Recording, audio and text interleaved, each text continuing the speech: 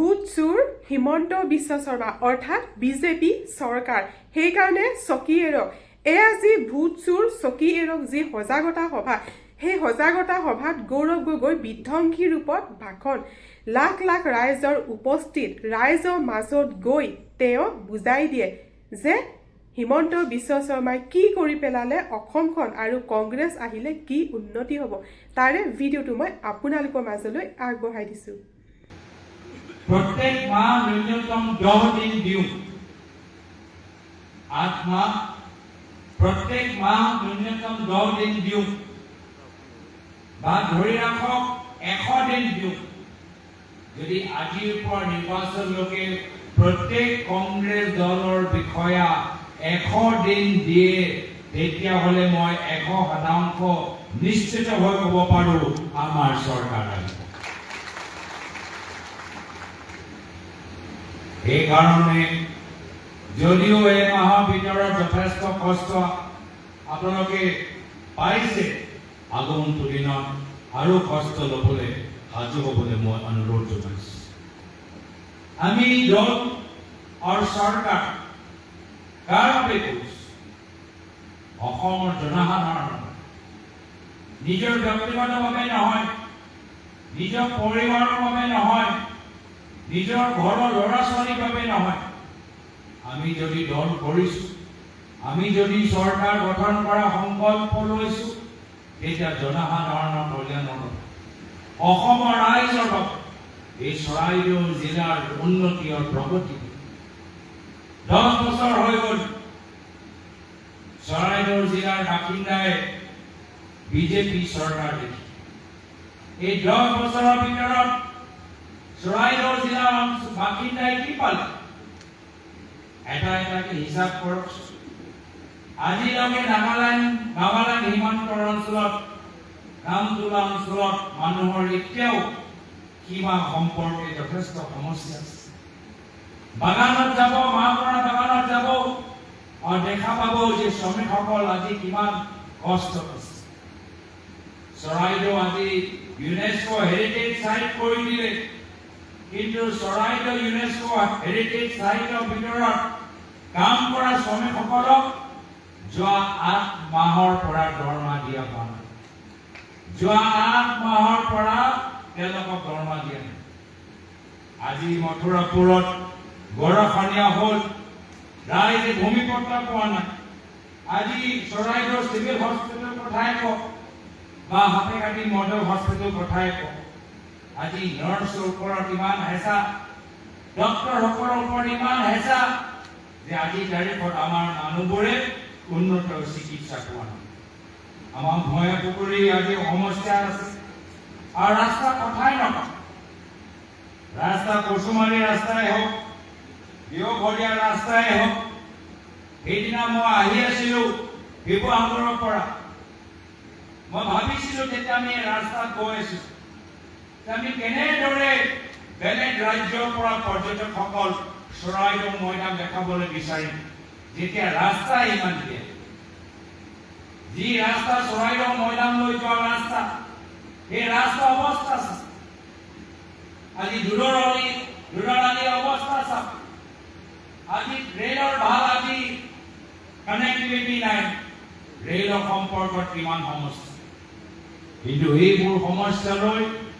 বৰ্তমান চৰকাৰ যিদৰে মাত মাতিব লাগে মাত মাতা কিয়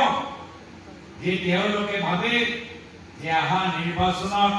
আমি আকৌ ভোট চুৰি কৰি ল'ম আৰু আকৌ নিজৰ চৰকাৰ গঠন কৰিম এতিয়া আমাক দুখীয়া ৰাইজৰ খাতিৰ কৰিব নালাগে বাগানৰ শ্ৰমিকসকলৰ ভোটৰ মূল্য নাই নিবনুৱা যুৱকসকলৰ ভোটৰ মূল্য নাই আমি মাত্ৰ ভোট চুৰি কৰি আমি অজীৱন আমি ক্ষমতাত থাকিম নিজৰ পৰিবাৰৰ নামত বাগান খুলিম নিজৰ ল'ৰাৰ নামত আমি কাম কৰিম এয়া হৈছে তেওঁলোকৰ চিন্তা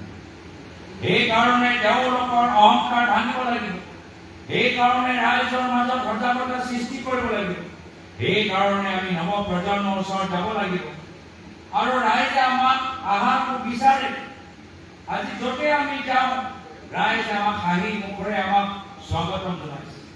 বিচাৰিছে যে কংগ্ৰেছ আহক কংগ্ৰেছৰ সংগঠনৰ শক্তিশালী হওক ৰাইজে বিচাৰে যে যিদৰে পূৰ্বতে হিতেশ্বৰ শইকীয়াদেৱৰ চৰকাৰ আছিল তৰুণদেৱৰ চৰকাৰ আছিল সেইবোৰ দিন ঘূৰি আহক য'ত আমি নিজৰ মাজত শান্তিৰ সম্প্ৰীতি লৈ থাকিব পাৰোঁ আজি অসমৰ জনসাধাৰণ আজি শান্তি আৰু সম্প্ৰীতিৰ মাজত থাকিব বিচাৰে আত্মসহকাৰে থাকিব বিচাৰে স্বাভিমানী আমাৰ অসমীয়া নাগৰিক আজি সন্মান বিচাৰে বৰ্তমান চৰকাৰৰ পৰা কিন্তু এইখন চৰকাৰ জনসাধাৰণক গুৰুত্ব দিয়াতকৈ আজি আদানী আৰু আম্বানীক গুৰুত্ব দিছে 40,000 অসমৰ মানুহৰ মাটি 40,000 বিঘাৰ মাটি আজি আদানী আৰু আম্বানী আৰু পতঞ্জলি বিক্ৰী কৰি দিছে এইবোৰ মাটি কাৰ বড়ো মানুহৰ মাটি ৰাভা মানুহৰ মাটি আদিবাসী শ্ৰমিকসকলৰ মাটি কাৰ্বি মানুহৰ মাটি মিচিং মানুহৰ মাটি ইমান তেওঁলোকৰ সাহস যে কোনো আলোচনা নকৰাকৈ আজি আদানী আম্বানী আৰু পতঞ্জলি প্ৰায় 40,000 বিঘা মাটি বিক্ৰী কৰি পেলাবলৈ বিচাৰিছে সেইকাৰণে ৰাইজ এতিয়া লাহে লাহে সজাগ হৈছে ৰাইজে এতিয়া কংগ্ৰেছৰ সভালৈ আহিছে পুৰণি কংগ্ৰেছৰ কৰ্মীখিনি আকৌ আমাৰ সভালৈ আহিছে নৱ প্ৰজন্ম আজি এনেকৈ যোগদান কৰিছে বিভিন্ন দলৰ মানুহবোৰ এতিয়া কৈছে যে আমি কংগ্ৰেছক সোমাবলৈ বিচাৰো এয়া হ'ল এটা পৰিৱৰ্তনৰ ইংগিত আৰু সেইকাৰণে এই পৰিৱৰ্তনৰ বঁটা চাই মুখ্যমন্ত্ৰী শংকিত হৈছে মুখ্যমন্ত্ৰী গম পাই গৈছে যে 8 মাহৰ পিছত তেওঁলোকৰ চকী যাব আৰু তাৰ পিছত কি হ'ব এই কথা আজি তেওঁলোকো গম পাই গৈছে যে ৰাহুল গান্ধী ডাঙৰীয়া কোৱা কথাখিনি সঁচা প্ৰমাণ হ'বলৈ গৈছে ৰাহুল গান্ধী ডাঙৰীয়া বকো 6 সভাত কি কৈছিল যে পৰৱৰ্তী দিনত যেতিয়া কংগ্ৰেছৰ চৰকাৰ আহিব অসমৰ জনসাধাৰণ মুখ্যমন্ত্ৰী হিমন্ত বিশ্ব শৰ্মা ডাঙৰীয়া জেলৰ ভিতৰত দেখা পাব এতিয়া হিমন্ত বিশ্ব শৰ্মা ডাঙৰীয়া নিজৰ ভৱিষ্যতলৈ শংকিত হৈছে আৰু সেইকাৰণে চিন্তাত পৰি কেনেদৰে অসমৰ ৰাইজৰ মাজত বিভাজন সৃষ্টি কৰিব সংঘাত সৃষ্টি কৰিব কাজিয়া সৃষ্টি কৰিব এই ধৰণৰ ৰাজনীতি আৰম্ভ কৰিছে আজি আমি কিছু অভিভাৱকসকলক গামোচা পিন্ধাইছো কিয়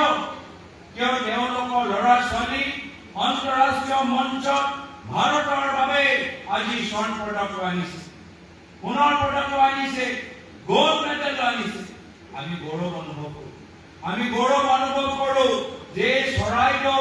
ৱেইট লিফটিং এছ'চিয়েশ্যনে আমাক এটা নহয় দুটা নহয় তিনিটা নহয় 4টা গোল্ড মেডেল আমাক আন্তঃৰাষ্ট্ৰীয় আজি মঞ্চত দিছে আমি চৰাইদেউ আমাৰ ৱেইট লিফটিং এছ'চিয়েশ্যনক ইয়াৰ পৰা আমি শুভেচ্ছা এয়া হ'ল আমাৰ কংগ্ৰেছ দলৰ চিন্তাধাৰা প্ৰায়তঃ তৰুণ গগৈদেৱে বিচাৰিছিল যে বাগানৰ শ্ৰমিকসকলৰ ল'ৰা ছোৱালীৰ হাতত কম্পিউটাৰ থাকিব লাগে লেপটপ থাকিব লাগে এয়া হ'ল কংগ্ৰেছৰ চিন্তাধাৰা কিন্তু বৰ্তমানৰ সময়ত হিমন্ত বিশ্ব শৰ্মা ডাঙৰীয়া কি বিচাৰে যে অসমৰ নৱ প্ৰজন্মৰ হাতত বন্দুক দিবলৈ আৰ্মছ লাইচেন্স দিবলৈ বিচাৰে এয়া হ'ল তেওঁলোকৰ চিন্তাধাৰা যি অসমৰ ভিতৰত কংগ্ৰেছ দলে ইমান কষ্ট কৰি শান্তি লৈ আনিলে এই অসমৰ ভিতৰত হিমন্ত বিশ্ব শৰ্মা ডাঙৰীয়া সাম্প্ৰদায়িক জুই লগাবলৈ চেষ্টা কৰিছে সেইকাৰণে আমাক সাৱধান হ'ব লাগিব সজাগ হ'ব লাগিব তেখেতৰ ৰাজনীতি বুজিব লাগিব আজি তেওঁ নিজকে অসমীয়া মানুহৰ মাটি চকীদাৰ হিচাপে নিজকে প্ৰমাণ দিবলৈ বিচাৰিছে মইতো কেতিয়াবা হাঁহি উঠে যে যিজনে নিজৰ পৰিবাৰৰ যোগেদি আটাইতকৈ বেছি অসমৰ মানুহৰ মাটি কিনিছে আজি তেওঁ অসমৰ মাটি সুৰক্ষা কৰাৰ চিন্তা কৰিছে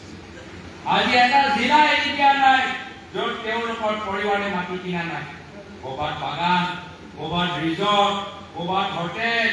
ক'ৰবাত তেওঁলোকে প্ৰাইভেট স্কুল আদি খুলিবলৈ আৰম্ভ কৰিছে এইবোৰ মাটি কাৰ ক'ৰবাত খেতিয়কৰ মাটি ক'ৰবাত শ্ৰমিকৰ মাটি ক'ৰবাত ফৰেষ্টৰ মাটি, ক'ৰবাত চৰকাৰী মাটি, ক'ৰবাত ৱাইল্ড লাইফৰ মাটি। ৱাইল্ড লাইফ কৰিডৰ ভিতৰতো আজি তেওঁলোকে নিজৰ সম্পত্তি বনাইছে। এনেকুৱা হৈছে তেওঁলোকৰ আচৰণ, তেওঁলোকৰ উচ্ছেদ কৰিছে, চিলাপথাৰ কৰিছে, গুৱাহাটীত মিচিং মানুহক উচ্ছেদ কৰিছে, ডিমাচা মানুহক উচ্ছেদ কৰিছে, নাওবৈচাত খিলঞ্জীয়া মানুহক উচ্ছেদ কৰিছে। এয়া হৈছে তেওঁলোকৰ ৰাজনীতি। আৰু সেইকাৰণে নিজৰ বিফলতা লুকাবলৈ, নিজৰ ব্যৰ্থতা লুকাবলৈ এতিয়া আমালোকৰ মাজত সংঘাত সৃষ্টি কৰিবলৈ গৈছে। আজি দিছে এটা উদাহৰণ আমাক দেখাব। পৰা কিছু বছৰ আগত কেন্দ্ৰীয় মন্ত্ৰী অমিত শ্বাহ ডাঙৰীয়াই কি ক'লে যে উত্তৰ পূৰ্বাঞ্চলত 50টা পুখুৰী খান্দি দিলে বানপানী সমস্যা নাইকিয়া হৈ যাব। কৈছে নাই কয়? এতিয়া গোটেই গুৱাহাটী মহানগৰী পুখুৰী হৈ গৈছে। মানুহবোৰ 4 ঘণ্টা, 5 ঘণ্টা, 6 ঘণ্টা নিজৰ ঘৰলৈ যাওঁতে আজি যোৱাকালি গোটেই সময়টোতে গুচি গ'ল। এনেকুৱা এটা দুৰৱস্থা হৈছে। সেইকাৰণে এইবোৰ কেলেংকাৰী, এইবোৰ জুমলাবাজি, এইবোৰ তেওঁলোকৰ পাতল কথা লুকাবলৈ আমাৰ মাজত সংঘাত সৃষ্টি কৰিবলৈ বিচাৰে, ধৰ্মীয় মেৰুকৰণ কৰিবলৈ বিচাৰে। মই সেইকাৰণে কেতিয়াবা নিজৰ সভাত মানুহক অনুৰোধ জনাইছো যে অলপ টিভিত মহাভাৰত চিৰিয়েলটো চাওক। মহাভাৰত চিৰিয়েলটো চাওক। মহাভাৰত চিৰিয়েলত চালে গম পাব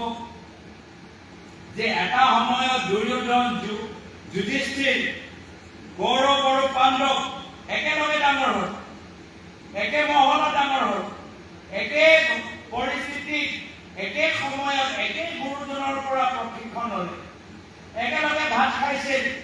একেলগে খেলা ধূলা কৰিছিল। তো কেনেদৰে এই ভায়েকৰ ককায়েকৰ মাজত সংঘাত সৃষ্টি হ'ল তেতিয়া গম পাব এজন মূল ব্যক্তি আছে, এজন মামা সোমাই গৈছে। হয়নে নহয়? হয়নে নহয়? এই মামাৰ নাম কি আছিল? কি নাম? ভালকে কওক। অসমৰ ভকুনী মামা হৈছে হিমন্ত বিশ্ব শৰ্মা ডাঙৰীয়া। অৱদান হ'ব লাগিব।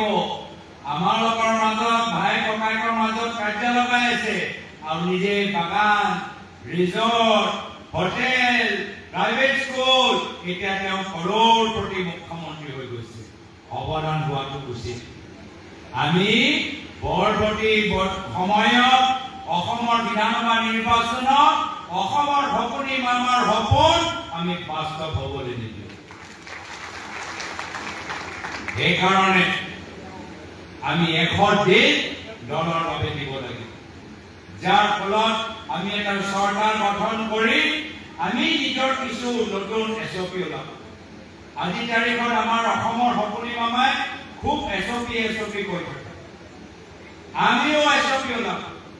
আমাৰ SOP হ'ব যে অসম মহাপুৰুষ শ্ৰীমন্ত শংকৰদেৱৰ অসম হৈ থাকিব, আজান পীৰৰ অসম হৈ থাকিব, মাধৱদেৱৰ অসম হৈ থাকিব, চাউলুং চুকাফাৰ অসম হৈ থাকিব, লাচিত বৰফুকনৰ অসম হৈ থাকিব, জ্যোতিপ্ৰসাদ আগৰৱালৰ অসম হৈ থাকিব, ভূপেন হাজৰিকাৰ অসম হৈ থাকিব, আমাৰ শ্বহীদ কুশল কোঁৱৰৰ অসম হৈ থাকিব। আমাৰ SOP হ'ব যে কোনো মুখ্যমন্ত্ৰী, মন্ত্ৰী নিজৰ পৰিবাৰৰ নামত কেন্দ্ৰীয় চৰকাৰৰ 50 লাখ টকা আঁচনি ল'ব নোৱাৰিব। আমাৰ দিনৰ গৰু চোৰ হ'ব নোৱাৰিব দেই। এইবোৰ গৰু চোৰ, ভোট চোৰ এতিয়াই আমি 8 মাহত আমি আমাৰ BLA সকলক নিৰ্দেশ দিছো যে আপোনালোকে অসমৰ পৰা বিদায় দিয়ক। আমাৰ SOP হ'ব যে গাঁৱৰ ভিতৰত মদৰ দোকান বন্ধ, চৰকাৰী স্কুল আৰম্ভ। আমাৰ SOP হ'ব দিছপুৰৰ ডাঙৰ ডাঙৰ ঠিকাদাৰক গুৰুত্ব দিয়াতকৈ আমি সোণালী স্থানীয় ঠিকাদাৰক আমি বেছি কাম আমি দিম। আমাৰ SOP হ'ব অদৰকাৰী ফ্লাইঅভাৰ